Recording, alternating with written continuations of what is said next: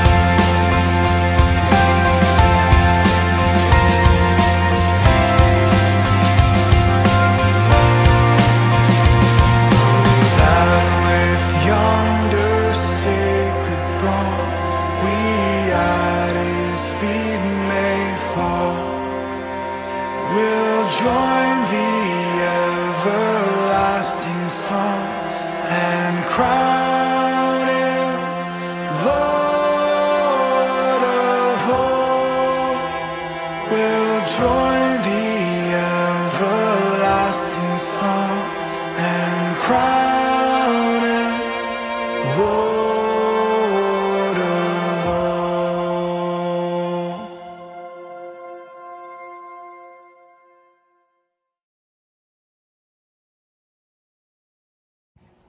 Good morning, everyone, and welcome to our prayer covenant. Umpisahan po natin ang ating devotion with a prayer. Let us pray. Lord, we thank you for another day. Salamat for your grace. Thank you for another day na ma-experience ka namin at magiging blessing kami sa ibang tao. And Lord, I pray that may your Holy Spirit be with us sa aming pagbubulay-bulay. I pray na ikaw ang maging sentro ng lahat ng aming pag-uusapan ngayong umaga. Ito, lahat ay binabalik namin ang papurit pasasalamat sa pangalan ni Jesus. Amen. Ayan. So, our reading will be found on Ephesians 1, chapter 15, hanggang 23. So, let me read it to you sa Tagalog na lang po. Okay? Sabi po dito, kaya nga, ako ay nagpapasalamat para sa inyo nang marinig ko ang inyong pananampalataya sa Panginoong Hesus at ang pag-ibig ninyo sa lahat ng mga banal. Dahil dito, patuloy din akong nagpapasalamat para sa inyo at binabanggit ko kayo sa aking mga panalangin. Dumadalangin ako sa Diyos ng ating Panginoong Hesukristo, ang Ama ng kaluwalhatian, na ipagkaloob niya sa inyo ang espiritu ng karunungan at kapahayagan sa kaalaman sa Kanya. Idinadalangin kong maliwanagan ang mata ng inyong isipan upang malaman ninyo kung ano ang pag-asa ng Kanyang pagtawag at kung ano ang yaman ng kaluwalhatian ng Kanyang pamanas sa mga banal. Idinadalangin kong malaman ninyo kung ano ang nakahigit na kadakilaan ng Kanyang kapangyarihan patungkol sa atin na sumasampalataya. Ayon sa paggawa ng lawak ng kadakilaan ng Kanyang kapangyarihan, sa pamamagitan ng kapangyarihang ito, binuhay niya si Kristo mula sa patay at siya ay Kanyang pinaupo sa bahaging kanan ng Kanyang kamay sa kalangitan. Doon siya ay higit nakakataas sa bawat pamunuan at kapamahalaan at kapangyarihan at paghahari at sa bawat pangalang ipinapangalan. Ito ay hindi lamang sa kapanahunang ito kundi sa darating pa. At ang lahat na maging ulo ng lahat-lahat ng mga bagay para sa iglesia. Ang iglesia ang Kanyang katawan, ang kapuspusan niya na pumupuno sa lahat-lahat. Ang title po ng aking devotion for today is The Power of Experiencing Christ. Nung una po, ang talagang title niya is The Power of Knowing Christ. Pero habang nag-dig deeper po tayo sa ating binasa kanina, okay. Magkaiba po pala ang knowing and experiencing. They are two different things. Kaya yung bigyan ko ng example. Mother Teresa. I am sure kilala mo si Mother Teresa, di ba? Yung ministry niya sa mga poor, kung paano siya tumulong, ganito, ganyan. So, isa siya sa mga icon na of all times ay kilalang kilala ng hindi lang ng dating generation, kundi yung generation ngayon ay kilala din siya. Pero, sabihin natin kilala natin siya, pero alam mo ba kung ano yung paborito niyang pagkain or ano yung ayaw gawin ni Mother Teresa, yung mga likes and dislikes niya? Maybe hindi. Pero pag-usapan natin yung mother mo talaga, si Mama. I am sure, alam mo yung paboritong pagkain ni Mama, paboritong kulay ni Mama, ano yung paboritong linyahan ni Mama, di ba? Ano yung mga bagay na ayaw ni Mama. So, ano ang pinagkaiba ni Mother Teresa dun sa sarili nating nanay? Diba? Ano bang pinagkaiba ng knowing someone and experiencing someone? Alam niyo po, your mother, you experienced her. Yun yung pinaka-difference nilang dalawa. When you say experience, involve yung 5 senses natin. Which means, your mom, you tasted her delicious food. You felt her warm embrace. Naramdaman mo yun. You heard her sweet voice every day. You saw her taking care of you. Nakita mo paano inaalagaan ikaw or yung family mo ng iyong nanay. Siyempre, ang sense of smell naman. You smelled her sweet scent as she hugs you tight. Di ba? Ibig sabihin pala, ang goal natin as Christians is not just to know Christ, but to experience Him. Yung 5 senses natin ay maging involved. Anong sabi dito ni Apostle Paul sa mga taga-Ephesians? Ang context po natin dito is pagre-reconcile. Yun po yung theme or yung pinaka-tema ng Ephesians. Yung reconciliation ng Diyos at ng tao sa tao. Okay? Forgiveness, redemption, restoration of relationship. Sabi dito sa verse 17, gusto kong i-highlight to. Sabi, I keep asking that the God of our Lord Jesus Christ, the glorious Father, may give you the spirit of wisdom and revelation so that you may know Him better. so that you and I may know Christ better. Yun ba yung cry out ng heart natin today? Na, Lord, I want to know you more. Lord, I want to know you better. Alam niyo po, isa ako sa mga batang laki sa simbahan, laki sa Sunday school. Narinig mo na lahat ng Bible stories na possible na pwede mong marinig. Andyan si David, na pagtagumpay niya si Goliath with just a slingshot. Andyan si Queen Esther and how she saved her entire nation. Andyan si Peter na naglakad sa tubig pero lumubog dahil sa kanyang pagdududa. Andyan si Judas na isa sa disipulo ni Kristo pero nagtraitor sa kanya. Kilala ko si Jesus. I know Jesus. And maybe it applies to you, diba? Sa'yo din na you know Christ. Marirecite mo yung John 3:16, John 10:10. You can recite as many verses as you want. You can tell kung ano yung mga alam mo tungkol kay Jesus. But I want to emphasize this. Naranasan mo na ba talaga yung sinasabi mong kilala mo siya? Yung talaga bang yung nababasa mo sa Bible, kung sinabi nga na parang it comes to life. Parang nabuhay yung salita ng Diyos. Alam niyo po, I was first year high school when I really experienced, hindi lang know kasi know ko na si Christ, know ko na si God, na-experience ko yung sinasabi nilang Jesus Christ. Alam niyo po yung feeling, paano ko ba i-describe yung feeling of experiencing Christ? Sabi sa Psalm 97, sabi niya, His lightning illuminates the world, the earth sees and trembles. Ito yung verse 5, sabi niya sa Psalms 97, the mountains melt like wax at the presence of the Lord before the Lord of all the earth.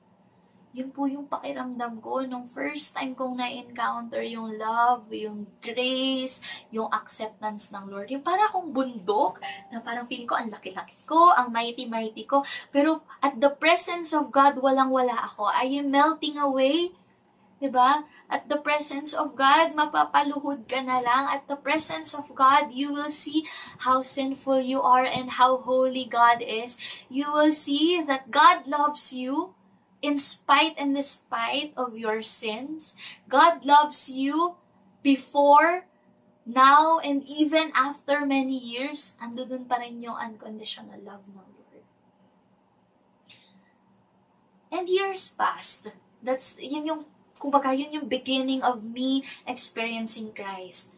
Pero lumipas yung mga panahon, di ba? Like seasons ng earth. Dumaan tayo sa mga seasons like summer, winter, di ba? Parang nanlamig tayo sa Lord. And my dad suddenly died.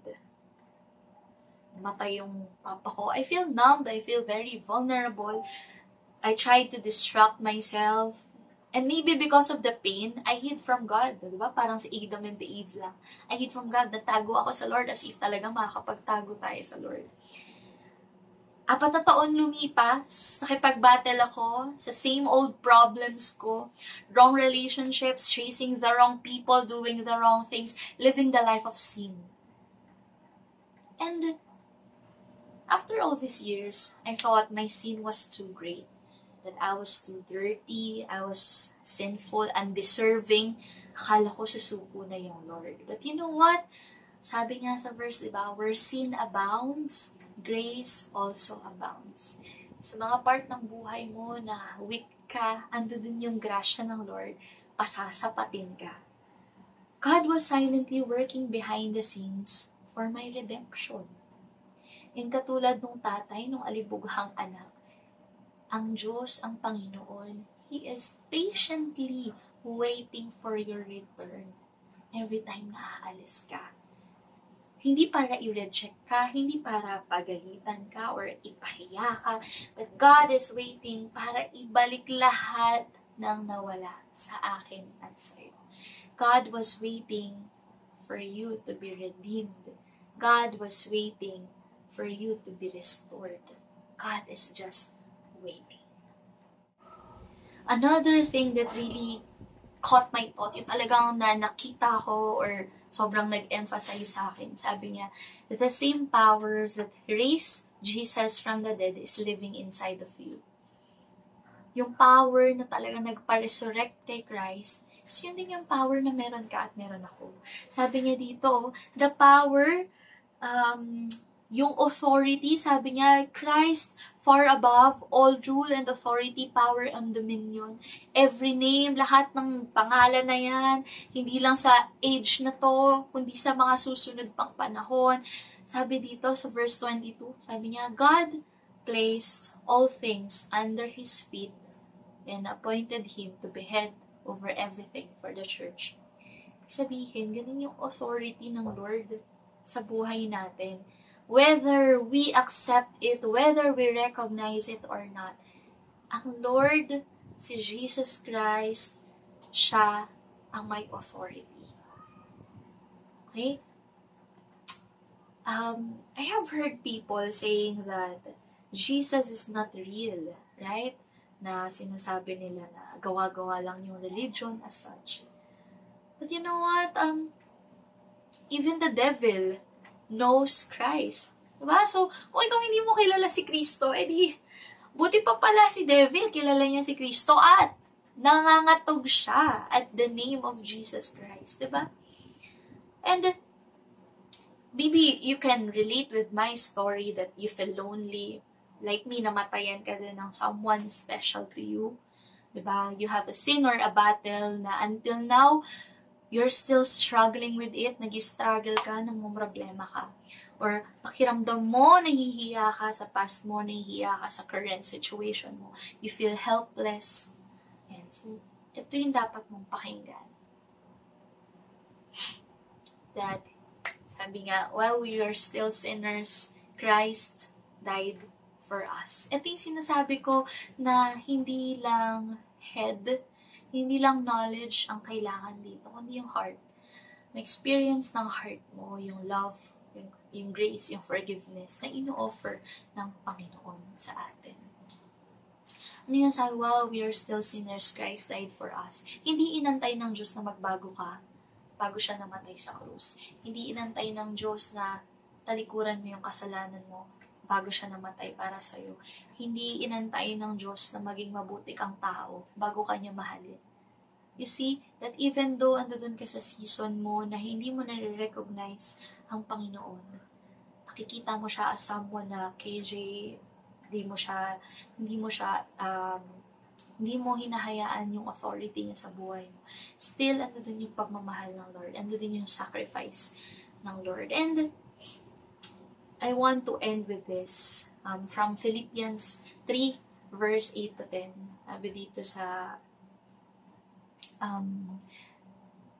dito sa Magandang Balita Biblia, sabi niya, oo, itunuturing kong walang kabuluhan. Walang kabuluhan. I count it all as loss, sabi nga sa English. Ang lahat ng bagay bilang kapalit ng lalong mahalaga. Ano yung lalong mahalaga na to para kay Apostle Paul? Ang pagkakilala kay Kristo Jesus na aking Panginoon. Church, my prayer for you today is that you will not just know God, di mo lang basta kilala o alam ang pangalan ni Jesus, kundi maranasan mo yun sa buhay mo. In whatever areas ng buhay mo, sa physical man yan, you need healing, mental man yan, you need peace, sa financial yan, you're in a crisis, you need God's supply, God's provision. Sa relationship man yan, that you need Christ to intervene. I believe na ang Lord, hindi siya nauubusan ng ways para makilala mo siya. The Lord is always there, willing to reach out to us. The Lord is always there, waiting for us to come home. So let us pray, Lord. We praise you and we thank you for this day. Ikaw ang nakakaalam, Panginoon. Prayers ng mga puso makikinig ngayon. And ang tayong dasal ko, Lord God, maranasan ka nila. That they will taste the goodness of God. Sinasabi ng Panginoon. That they will experience you. They will see, Panginoon, kung paano ka nag-work sa mga small, still voice inside their hearts, Panginoon, guiding them, encouraging them. And I pray, God, today, hindi lang kami makakilala sa iyo. That we will be able to experience you, to know you, and to make you known to other people. Na mapakilala ka rin namin sa ibang tao. Na maranasan din naman ng ibang tao yung naranasan namin grasya at pag-iibig na nagmula sa iyo. Maraming salamat, Lord, and we continue to surrender all our worries, our problems, difficulties, Panginoon, yung struggles namin. We lay it down at your throne sa paanan mo, Panginoon. Kasi alam namin, over everything, you have the authority. We give you back all the glory, the praise, and